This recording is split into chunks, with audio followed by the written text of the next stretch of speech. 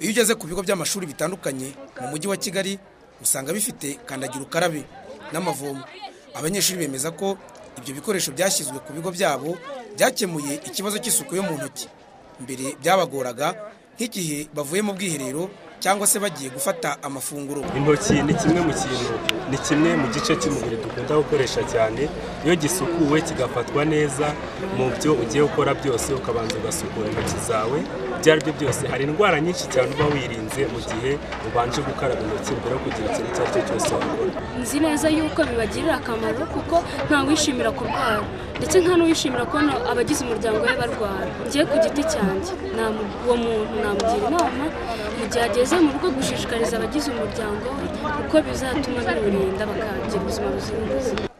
Umunsi mpuzamahanga w'isuku yo mu ntoki uzizihizwa ku itariki ya 15 z'ukwezi kwa 10 muri uyu mwaka w'ibihumbi 2014.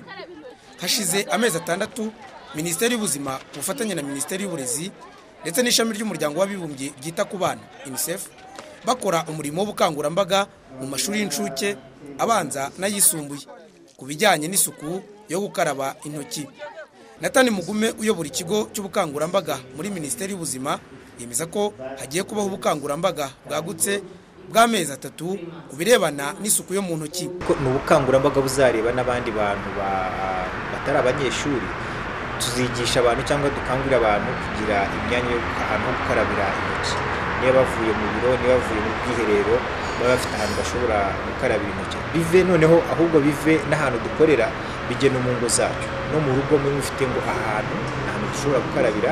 Iyo ugeze ahasanzwe hakoranira abantu benshi nko muri gare ya Nyabugogo, ari abagenzi cyangwa abahakorera, bavuga ko iyi gahunda yo kugena umwihariko wahakorerwa isuku yo gukaraba intoki byabafasha kwirinda indwara zaterwa n'isuku nke.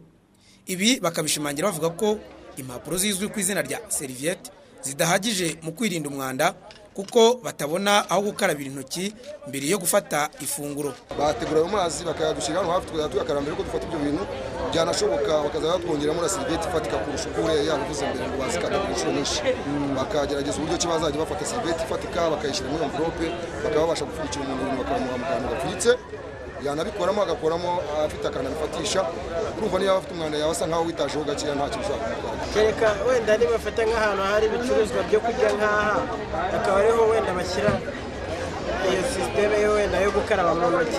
Ubundi babishyira hariya hagati muri gare, uzavayo uri n'umuntu muziranye wenda umusuhuza cyangwa se wenda mutere chance. Mu Rwanda ubushakashatsi bwerekana ko 85% by'indwara abantu bajya kwivuza kwa muganga ziterwa n'isuku nke. Umuryango mpuzamahanga wita ku buzima OMS uvuga ko gukaraba intoki byakiza ubuzima bw'abantu benshi hano kuri iyi si, bityo ngo 50% by'indwara ziterwa n'isuku nke zikavaho. Ahanini ngo ibyo byashimangira ko kwita ku isuku y'intoki, umuntu akibuka ko igihe cyose avuye mu bwiherero cyangwa se igihe cyose agiye gufata amafunguro aba agomba gukaraba kuko kuramukanya kwa hato na hato n'ibindi umuntu aba yagiye afata hari igihe bizana za microbe. Inkuru ya Nzamwitakuze Angelique na Nkubito Kandidatiyeri, Televiziyo Rwanda.